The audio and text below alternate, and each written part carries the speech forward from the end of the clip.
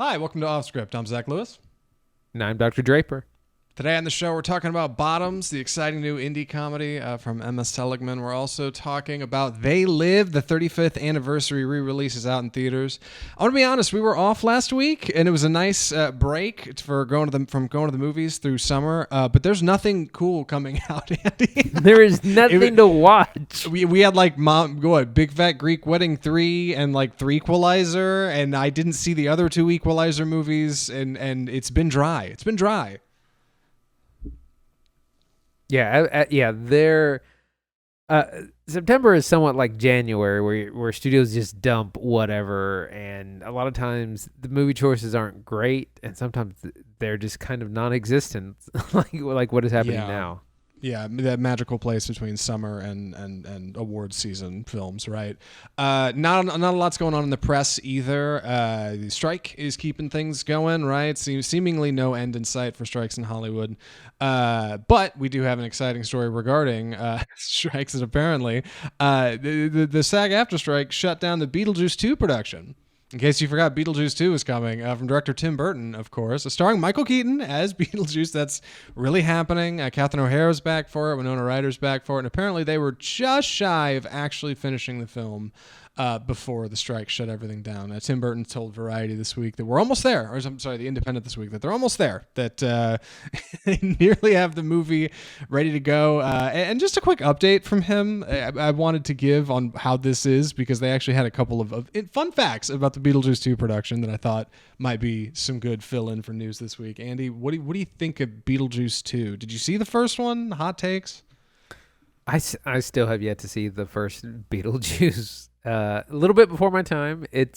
But it is a classic from what I understand. I know the sequel's a big deal. Winona Ryder, still in the business, is coming back for it, as well as Michael Keaton. But yeah, don't really know too much about it. Yeah, I think I've seen the cartoon more than anything. I know stars to include in this feature that are coming. Newcomers is going to be Jenna Ortega, Willem Dafoe, Monica Bellucci, and Justin Theroux. Like not small names, especially Willem Dafoe in a Beetlejuice movie. But most interestingly, I wanted to say that number one, Michael Keaton apparently is a very big fan of this project. He gushed about the special effects. He said it's the most effing fun you can have working. He said it's so fun. It's so great. It's just like the first movie. I love it. And interestingly, Tim Burton said that coming off of Dumbo, which he made for Disney in 2019, he's sworn off working for Disney after the experience of making a tentpole there. He said the thing about Dumbo, he said it's autobiographical. Tim Burton said about the movie Dumbo. He said that he said that he was Dumbo in the movie and working on this horrible big circus, and he needed to escape.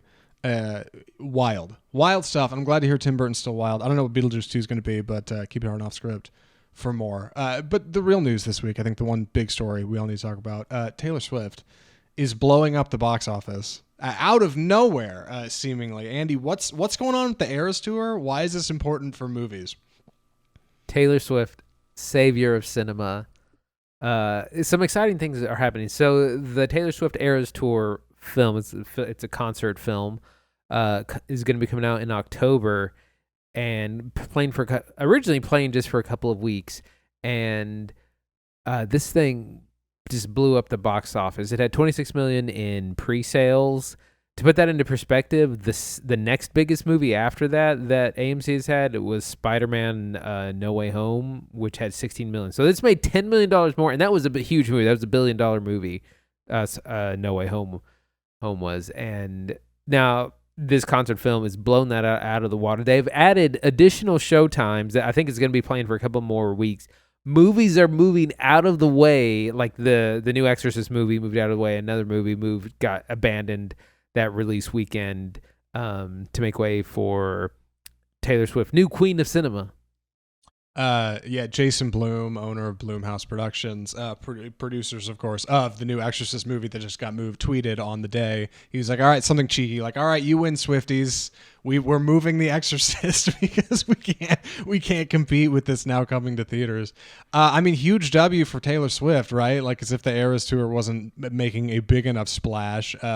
She's going to be making her headway at theaters earlier than expected, because I know she's getting into directing. This is also a big win for AMC, who's the distributor of this. AMC's been dabbling in distributing other events besides just films, right? Like nostalgia releases through their Fathom Events brand that's working in partnership with Cinemark and Regal, through like Broadway plays and stuff. They do musicals. Like they got all kinds of stuff running at AMC's now. And now it looks like they're getting into the exhibition business. I don't know if they've done this a lot before, but Taylor Swift is definitely going to be their first big show, and they made it clear they are going to be making more of these. They expect to unveil more exhibition partners in the coming weeks. They've already announced like running U.S. locations for these things. I mean, it's like buying a soft ticket to a concert, right? Puts you right there in the show. I can't believe how well it's doing.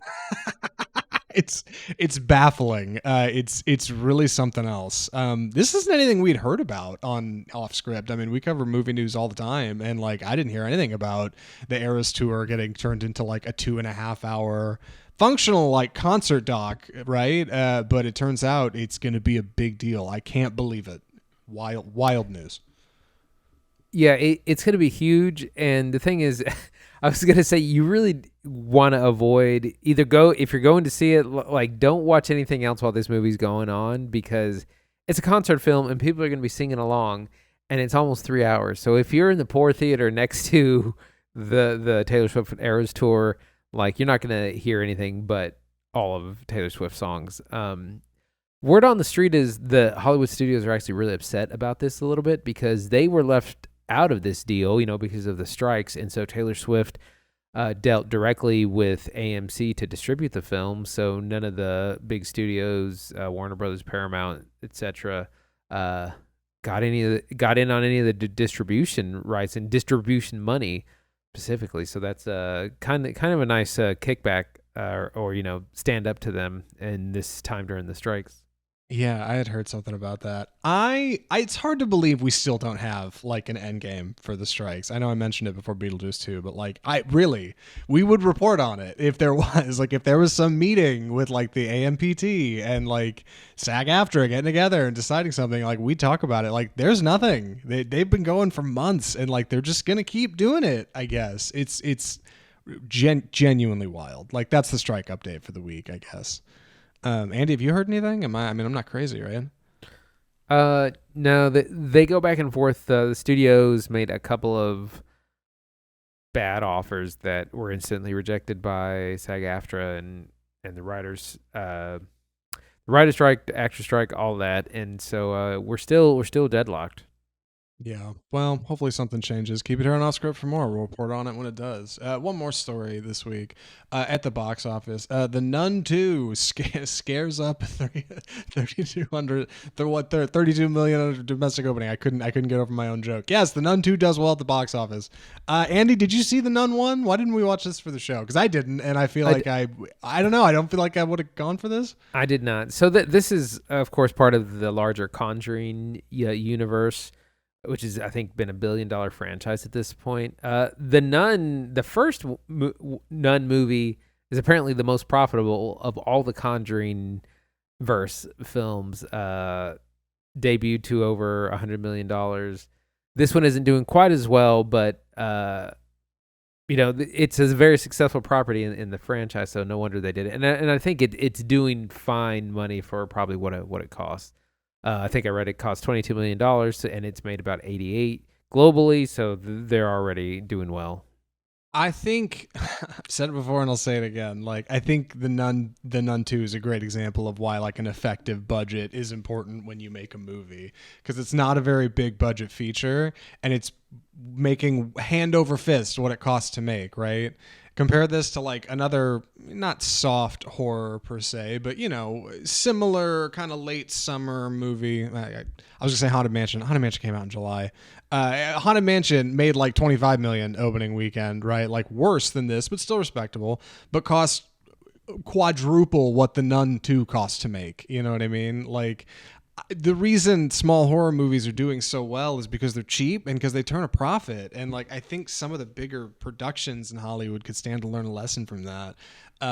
Huge win for the Nun community. I'm not a Nun guy. I've never been scared of nuns. I didn't get the Nun 1 much. But there's different horror out there for everybody. Also, I'm not wise on the Conjuring movies either, right? Andy, you're not either, right? How caught up are you on those flicks? I can't keep up. We reviewed one for the show. I think Which the devil one? made me do it. The devil made me do it. Did Or maybe we? maybe I just saw it. No, I think we did. I'm thinking about it. I think That's we how did. forgettable it is. I think we did do one. Now that I think about it, yeah. Oh, I always gosh. get that confused with Insidious because I think Patrick Wilson is in both of them. Yes, and I heard he wants to direct another one of those features. Anyway, surprisingly light news, surprisingly light offerings at the box office right now. But we do have something exciting to talk about this week, an indie feature that we've kind of had on our radar for a little while. I think we might have covered it in a trailer park a while back. We've finally seen it. We're excited to talk about it. Andy, please take it away. Bottoms. So this is the latest indie film starring Rachel Sennett and Ayo Edebiri, who are upcoming queens of independent cinema. Rachel Sennett was in Bodies, Bodies, Bodies from last summer, was in HBO's The Idol, is in this, and she's got a lot of stuff, a lot of projects on the way. Ayo Edebiri, of course, made her splash in The Bear seasons 1 and 2, as well as Teenage Mutant Ninja Turtles Mutant Mayhem. And is back in here. They play PJ and Josie, who are two kind of high school losers. They are lesbians, and they come up with this kind of harebrained scheme, kind of inspired by 80s comedies, things like Revenge of the Nerds, of like they used to come up with a scheme to get the girl, and so that's what they do. They come up with this idea to create a self-defense class. Invite other girls in hopes to, hooking up with the cheerleaders. This is a gay satire movie. What is kind of strange or caught me by surprise is that it's completely surreal. Like, it's the kind of thing where there's announcements like, we won't be reading this year because all the books were lost in the last school shooting, and it's like played serious. It was completely unexpected, but it has a lot of these kind of coming of age tropes, but it kind of touches on very serious issues, or more serious issues, more within the gay community. Ideally, we would have a lesbian on our show to talk about it, more than two straight guys, but we're happy to cover it. The movie's a lot of fun. It's hilarious. I laughed way more than I thought. Of course, their scheme goes wrong, and they're outed at some point. But it's a lot of good stuff. A big surprise. What did you think, Zach? Bottoms is tremendous. I really enjoyed this movie. I'm excited to talk about this. It's not every day that like an indie comedy comes along that just knocks it out of the park. And there's a lot of films that are aimed at, I think, like progressive teenage audiences, right? That kind of swing for that fence. Rachel Snow was in Bodies, Bodies, Bodies earlier, last year. And that movie was, really funny and a little scary, but like kind of treaded a fine line. Olivia Wilde put out Booksmart a while back that we covered on the show, which was like kind of sounded like a super bad clone. And then you go see it and it's like out of nowhere hilarious. Like Bottoms is like very satisfyingly one of these features. Like, it is really funny. It is scathingly surreal, white hot script. Really fantastic work from Ayo Edebiri and Rachel Snow. Really excited to talk about it. Andy, where do we start? Man, well, why don't we start with our characters?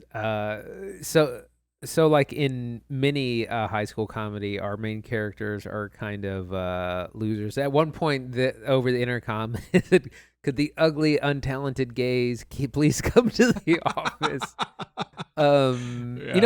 They're just more normal girls, and they have crushes on the super hot girls. And PJ, Rachel Sennett's character, is very adamant about this, and she's very improvisational. Like, they kind of get stuck in several situations. She's able to talk her way out of it. She's very fake it till you make it. And Ayo Edebiri is a lot more grounded. She's more just not trying so hard, and they make a fantastic duo. And this idea of like, they put together this self-defense class, and they don't know anything about fighting, but they they kind of come up with these. This is part of the surrealism. They come up with these lies of like, we were in juvenile and we killed people in juvenile to survive, and it's like, obviously no one would ever believe that, but it's in a world where people do. Yeah. I think the surreal nature of Bottoms is what it's like the icing on top of the cake that makes it work, or really I should say the foundation for the icing, because the world is what your characters are built in. But like the premise is so goofy, right? Like gay fight club, like okay, sure, but like where do you go with that? And like satisfyingly like dropping this premise and these characters in a world that is like bonkers and like just shy of completely upside down makes it work so much better, because like a lot of the things that don't make sense you just glaze right over in the sake of comedy and pacing and a rapid fire pace this movie has. It moves very quick movie. It's 91 minutes and it doesn't waste a second.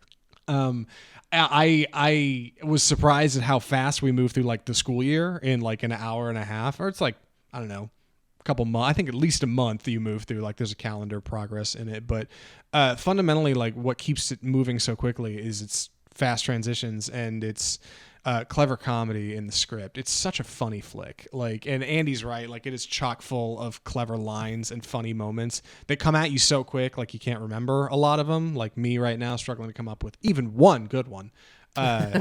It's super funny, and like I hopped on the subreddit after and went looking and saw a bunch of people that were commenting like favorite lines from it, things they loved. Super clever. Yeah, in addition to that, characters, former football player Marshawn Lynch is in this.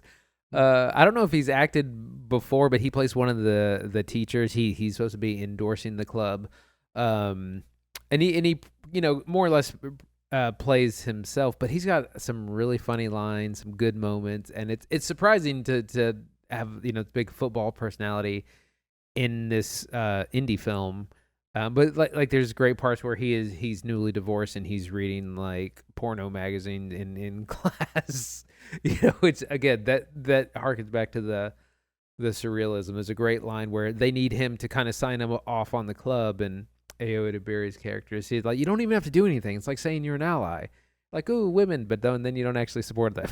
Like, like some of the satire is so biting. Yeah, and I love the lens it holds up to, like the work it's inspired by.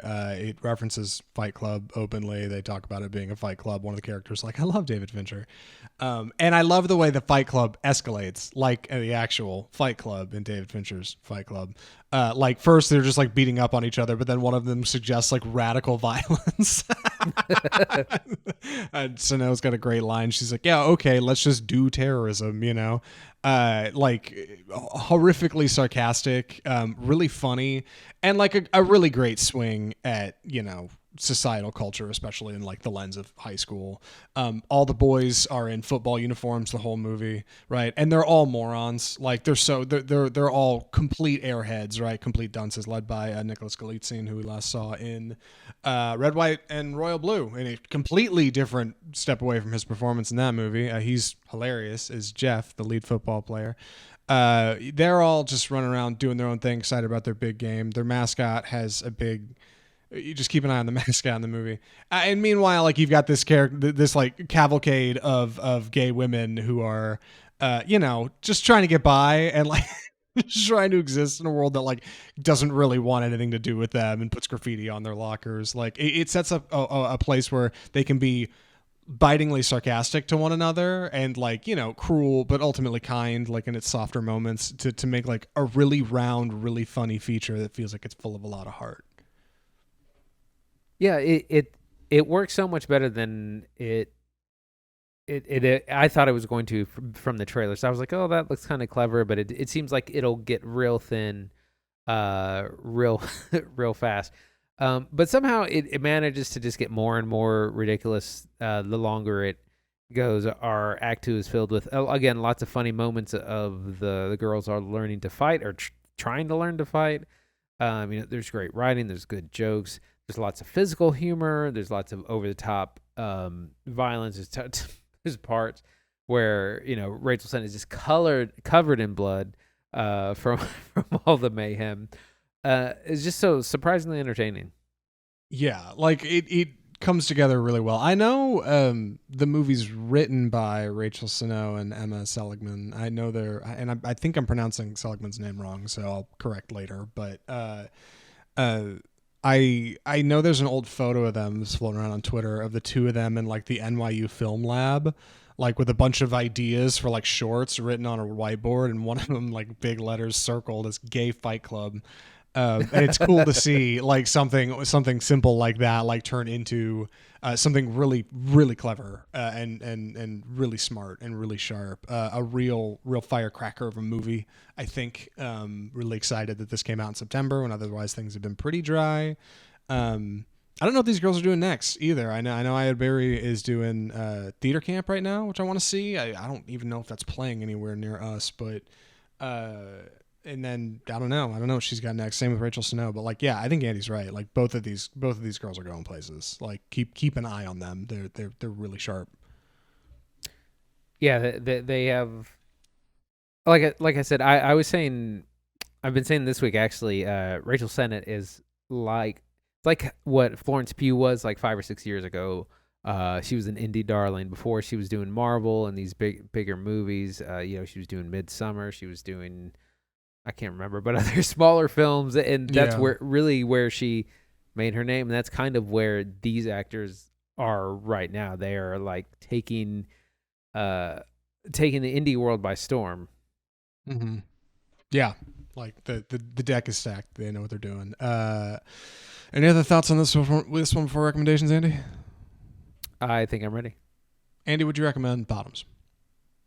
Absolutely. It's a lot of fun, way funnier than I thought it was going to be, but still very kind of important and biting satire on women and feminism and gay culture and issues within that, which does not include or relate to us, but it's such a great time. Good soundtrack and a quick 90 minutes. Highly recommend. Yeah, I'm in the same boat. Bottoms is great. Please go see it in a theater. Support small cinema like this one. This is good stuff. You should absolutely catch it. I don't know what streaming service it'll be coming to, but you should keep an eye on it. Try to get a couple friends together and go see it. Like it's a really funny time. Like it's good time. You will like Bottoms. I did see that it will be on digital to rent like the September 22nd. So pretty soon here, unfortunately. Oof, 10 days. All right, good news. You can also rent it, but if you don't want to wait or you're interested, like go check out Bottoms. It's not a bad time. And with that, we should slide into our next segment. A couple exciting things coming out soon at the box office. Andy, what do we call this? It's time for the trailer park. So we're going to be starting with The Bike Riders. This is a new film that just debuted at the Telluride Film Festival, and we got the first trailer for it. It stars Austin Butler, Jodie Comer, and Tom Hardy. Directed by Jeff Nichols, who previously did things like Midnight Special, Mud, Loving and Take Shelter. Midnight Special, I think, is my favorite, or the most what I'm familiar with his work. This takes place in the 60s. Jodie Comer is kind of from the Midwest, girl next door who meets Austin Butler's Benny, and he's part of a motorcycle gang. Tom Hardy is the leader of said gang, taking on God knows what kind of accent. Who knows what it is? It's not English. It's not American. He swears like he sounds like Marlon Brando in The Godfather. Like no joke. Just kind of who knows what. I've heard this compared to a Goodfellas like level kind of film, which is high praise and a high comparison. A lot of good things. Some Oscar buzz about it. That's going to be out December 1st. Zach, what'd you think? This movie looks neat. I felt a little bad because I'd watched the trailer and kind of forgot what happens. Seems silly, but revisiting it, I can say the things that stand out. Number one are, of course, Austin Butler hot off the set of Elvis and what would have been Dune 2, coming out next year now. But number two, Tom Hardy's like absurd accent, which is so funny. Like I feel like I want to go see it just for that. Like I was saying before the show, he's becoming the Nick Cage of weird accents. Like you get Tom Hardy with the right director, he'll do the weirdest voice you ever heard in your life, and like you can't help but check him out. I don't know, man. Bike Riders seems to be neat. Also excited to see Mike Face back again from West Side Hmm. Story. He would have been, get this, Luca Guadagnino's Challengers, I think was supposed to come out this weekend. So that didn't happen. That got pushed way back, and He would have had now a we're not great watching fall. Challengers. He would have been, yeah, he would have been a big deal right now, right? People would have been like, "Oh man, Challengers is out," but it's fine. And of course, Jodie Comer's rock solid. Love her. I want to talk about this one other movie, Saltburn. Saltburn is Emerald Fennell's new feature. She previously did Pretty Young Woman, A Promising Young Promising Woman, young one. excuse me. God, every time I mess that up, I feel terrible because that I movie's know. so specific, like, to respecting, obviously, women. Saltburn is a bit of a different feature, starring Barry Keoghan as a young man going to Oxford University who begins to fancy the high and eccentric life after going with one of his classmates who he seems to kind of be into back to his home for vacation in Saltburn, his royal family estate. Big parties, big kids, big sunsets, big eyes, big lenses. Saltburn looks like a rather interesting feature, and there's been a lot of buzz at smaller. What Telluride maybe it ran? I don't know. Yeah. Yeah, I read. Somewhere somebody saw it, and it's been getting a lot of buzz as being like a really incredible feature. Also stars Jacob Elordi, an up and comer, as Barry Keoghan's fair fan, and I don't know. Saltburn, Andy, what do you think? I have no idea what this movie is about, but I am a little excited to see it. It looks all over the place. Like I said, it's like this big estate with who knows what goes on behind closed doors. Also stars Rosamund Pike, who I've heard gives a great performance. Carey Mulligan as well. Archie Madukwe, who we just saw in the Gran Turismo movie, is also in it. So but the thing is, like, you can't really tell what it's about. Like, you're like, is it kind of a love story or just like some sort of something? It looks like I don't know. I don't even know what to compare it to. It looks like a bunch of wealthy 20 somethings spending their time in this giant um English estate, and we'll see what it's about. I've heard it compared to the Matt Damon feature, The Talented Mr. Ripley. Like, I don't know if you ever Mm. saw that movie. Matt Damon Yep, plays this. Have you seen that movie? Yeah, I he have. Yeah, plays this. absolutely. Yeah, he plays this kind of character, kind of odd fellow who kind of becomes charmed by this gentleman at a vacation place, and he goes with him back to his home, and then ends up kind of like becoming him in this weird twist of fate. Like, it's an odd feature, but yeah, like I think it's kind of similar to that. Like, Barry Keoghan's character kind of falls for him and follows him back home, and I don't know, but yeah, it looks like something else. Saltburn. Keep an eye on Oscript for more about that feature. One more movie to talk about this week on the show. I'm excited to talk about this one.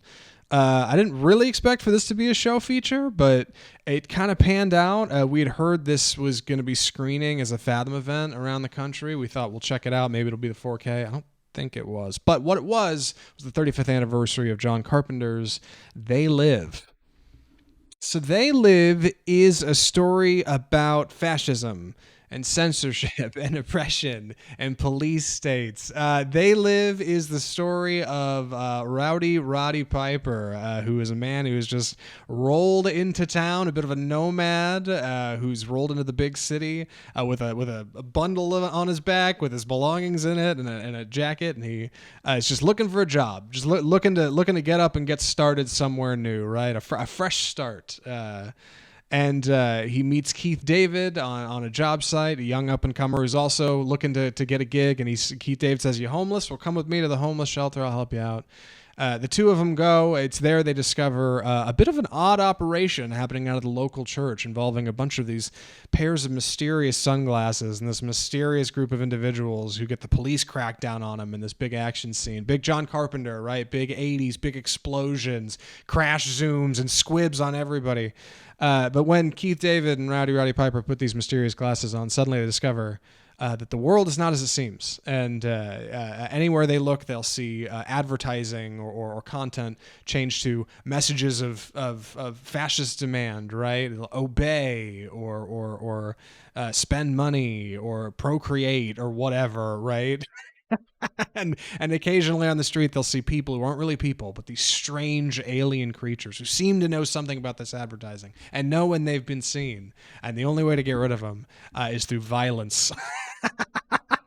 In a way only John Carpenter can. It's a maniacal sort of feature if you've never seen They Live.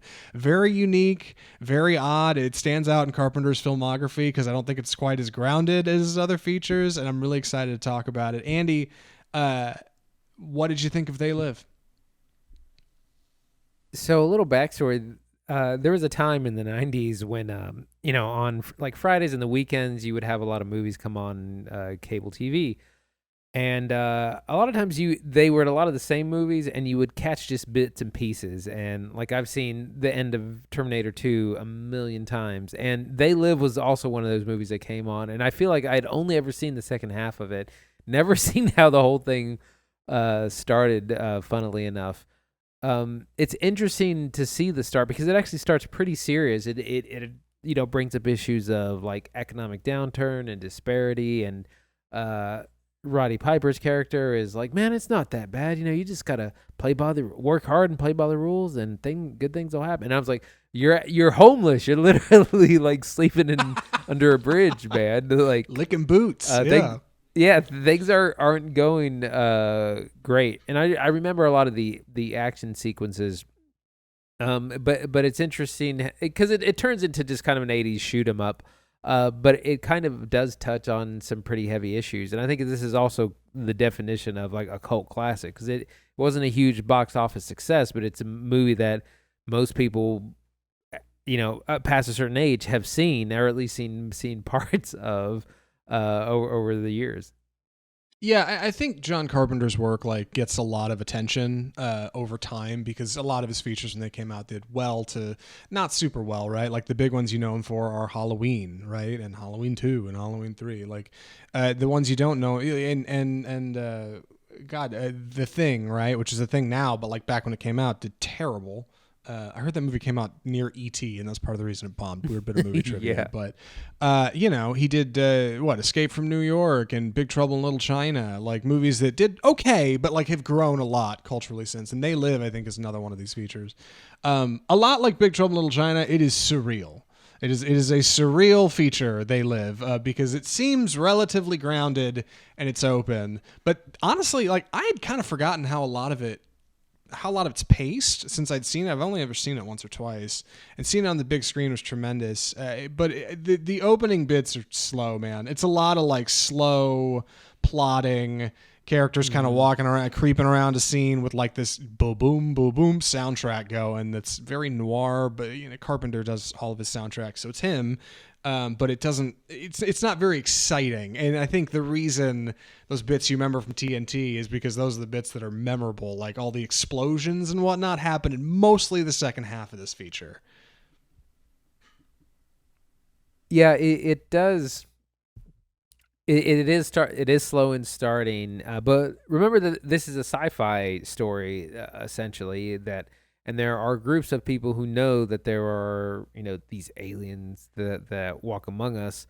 The whole title or the whole phrase is "They live, we sleep," and so this group is trying to get the message out of, like, we're asleep. Put on these glasses, and you can see the world for what it is. The modern day version of this would be being woke, but being aware of societal issues, like the powers that be, not just going about your kind of mundane life. You can tell this is something that suffered from studio notes, and where the studio was like, add another gunfight, add another shootout, like just keep shooting. Yeah. Well, I think like Carpenter's like sarcasm and like cynicism really comes out in this feature because like it's incredibly dark, like especially the ending. It is not a pleasant end in They Live, but I love the way violence is handled because like cops will roll through like to crack down on the homeless shelter in like the opening act. And it is like they're like Terminators. They're like walking down with their riot shields, faceless, like nameless, just like beating people up out of nowhere. You can't reason with them. They're brutal. And meanwhile, like when Roddy Piper finally puts a pair of sunglasses on and lights up in Act 2, he storms into a bank and starts spouting off the most hilarious lines. God, I came here to chew bubblegum and kick ass. I'm all out of bubblegum. Or even better, Mama Don't Like Tattletales, which is so funny. Like hilarious, you know? Like his ability to lift violence with like clever visuals and leaning into like the ultra nature of it is particularly biting here. It works fine in The Thing. It works great in Halloween, but here like it's funny, and like I really appreciate that. Well, and you see the budget. So I just looked it up. This was made on a $3 million budget, made around $15 million. So it was still profitable, especially by '80s standards, but not like a big runaway hit or anything.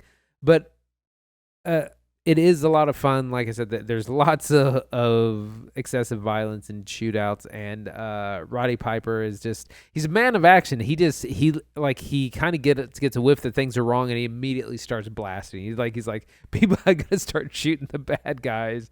Like the first thing he does is kind of he kills 2 police officers who he realizes are aliens or whatever. But he's like no hesitation, just immediately starts blasting. And then is like, well, I guess I'm on the run now. Yeah. So not the most fleshed out character, but very fun. Yeah, Roddy Piper did not have a illustrious career. Well, I think about it. He did a lot of smaller projects in film, but obviously he never like rose to any kind of like genuine Hollywood height. And it's surprising a little when you think of They Live, because its imagery is so iconic, right? The big obey like signs and the glasses and the Martians. Even if you don't know the movie, you've probably seen, you know, these things from the front of a Spencer's Gifts window. Roddy Piper is not actually all that charismatic in this movie. He's really good at being the strong silent type, right? It's that thing like Ryan Gosling plays in Blade Runner 2049. Loose cannon. Like you don't talk a lot. Yeah, right. You just like look real stern and like you look tough when you need to, and you get in gunfights, and like he does that stuff great. And that draws on his like wrestling experience. I think one of the real stars here, and he's good in this movie, it's Keith David. Like Keith David's great in this our boy movie. Keith David. Keith David's rock solid. Every scene he's in, he's got great delivery, confident, like good action on screen. He scraps it up with Roddy in what is one of the most exciting fist fight scenes ever in a movie. It's like 6 minutes long and very funny. Like I guess on rewatch, I was impressed at how much comedy is like in this feature that I'd kind of forgotten about. Little subtle things, you know, that really dress it up.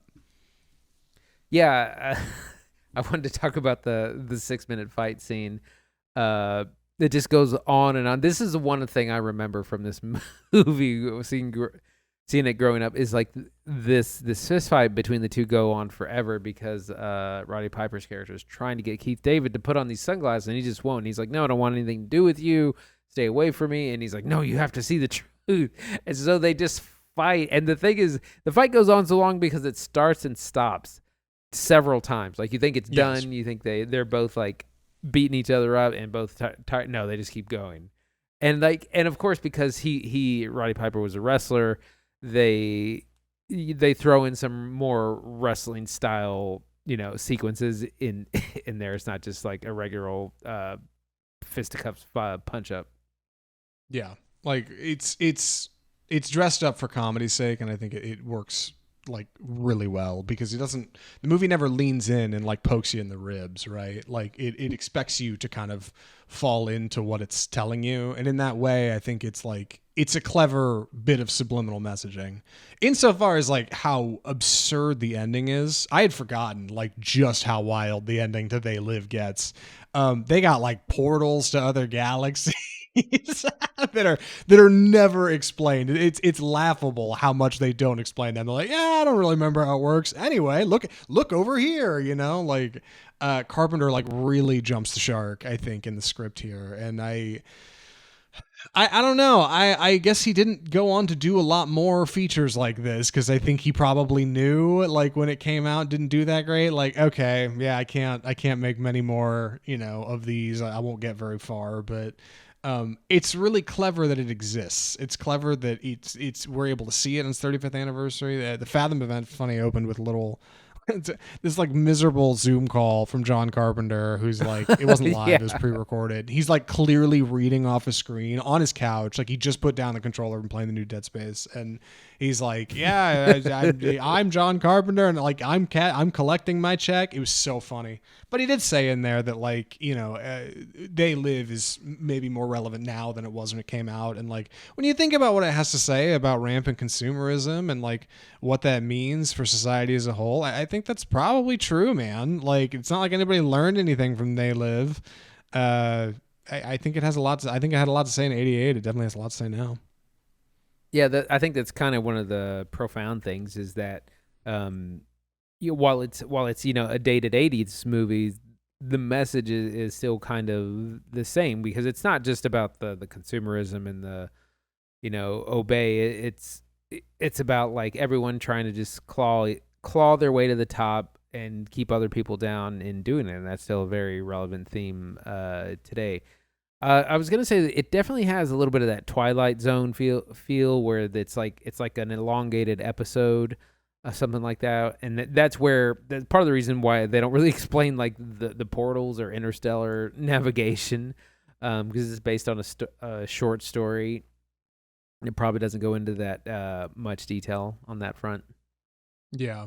Ultimately, I think like They Live is a better feature than I remembered going in, and I was already excited to watch it again, just because I've always known about it's kind of cult status, and I'd seen it once or twice, and I was like, yeah, I like They Live Fine. Actually, walking out of it, I was like, man, I liked it even more than I did going in.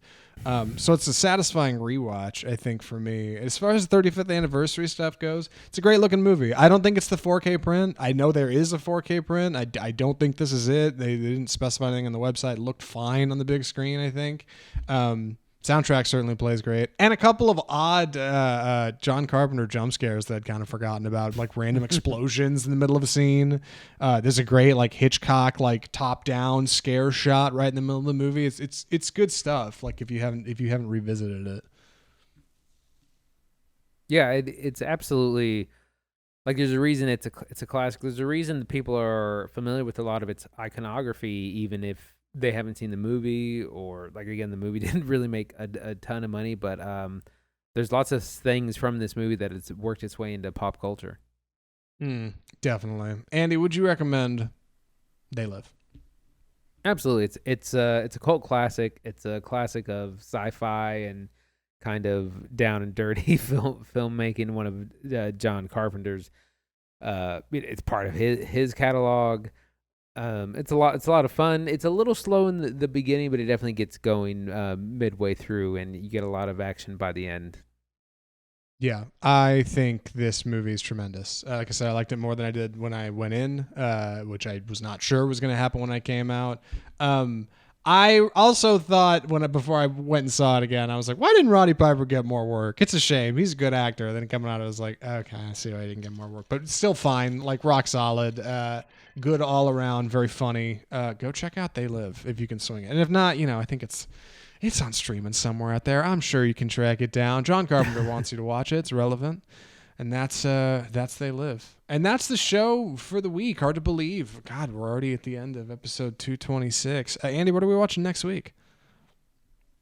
We're going to be taking a look at Haunting in Venice, the latest Hercule Poirot, famous detective from Murder on the Orient Express and Death on the Nile, which we reviewed a couple of years ago back during our Yes, of course. So that comes out next week. That's in theaters only. Then we got to find something else to watch. It's then in September, even on streaming. Some other releases just to make you aware of. This Saturday is Batman Day, September 16th. So if you're looking you can catch the Dark Knight trilogy in theaters. I got some tickets to go see The Dark Knight, which I haven't seen in theaters since it came out. So I'm gonna enjoy that. And also next week, I don't think we're gonna cover this, but it will be coming out. Is the fourth movie in the Expendables series will be out on September 22nd. Is that like Expendables or is that like Yes. Expendables? Yeah, love it. Yeah, no, Something unfortunately not covering that one. I want to make it Remember clear, 'cause those Christina and I guys you used to love that can't get Dude. work anymore? They're all in this Cri- movie. Christine and I were talking about this. There are definitely movies sometimes that Andy and I are like, you know what? Neither of us want to see that, so we're just not going to go see it. And sometimes Expendables 4 is that movie. And it doesn't happen all the time. I wasn't super stoked on Fast X, but we definitely covered it on the show. So I want people to know out there, it's not that we're writing these movies off as bad features. If we don't see it, we just don't get around to it. It's okay. Like, no worries. But for streaming, we can track down something cool. Maybe we can get together and I don't know. Yeah, I got a couple ideas. You and I'll rap about it. There's off there. Past It's fine. Lives. But There's After Sun. There's a lot. I hear that Paul Mescal character's he's on the come up. That After Sun might be it. I don't know. We'll see. Anyway, if you enjoyed the show today, Off Script episode 226, the easiest way you can support us, tell us you liked it, tell us what you thought, share your opinion with us, is to leave a comment wherever you're watching the show. If you're watching on YouTube, where we got a ton of really cool stuff going on, you can leave a comment below the video or check out some of our other things. If you're not on YouTube, go check out the YouTube. A lot of cool things going on. We're on Facebook, we're on Twitter, we're on Instagram, all the usual social media places. And we're on iTunes and Spotify and iHeartMedia and Google Play. Anywhere you're getting your audio podcasts, you'll hear us here too. Of course, if you're on audio, it may not be easy for you to leave a comment, but you can leave a rating and review, which might even be more helpful than a comment. Tell us what you thought of the show. And subscribe if you're able. Tell your friends to subscribe. Grab your friend's phone when they're not looking and hit the subscribe button. Do us a solid here at Offscript. If you want to write us direct, the best way to do it is via email, mail@offscriptfilmreview.com. You can check out our website, offscriptfilmreview.com, for more from Offscript. Interviews and clips and segments and exciting things we got going on. You can find out everything over there. And that's the show. That's the show for the week. From all of us at Offscript, the home of bold cinema, I'm Zach Lewis. And I'm Dr. Draper. Thanks for watching.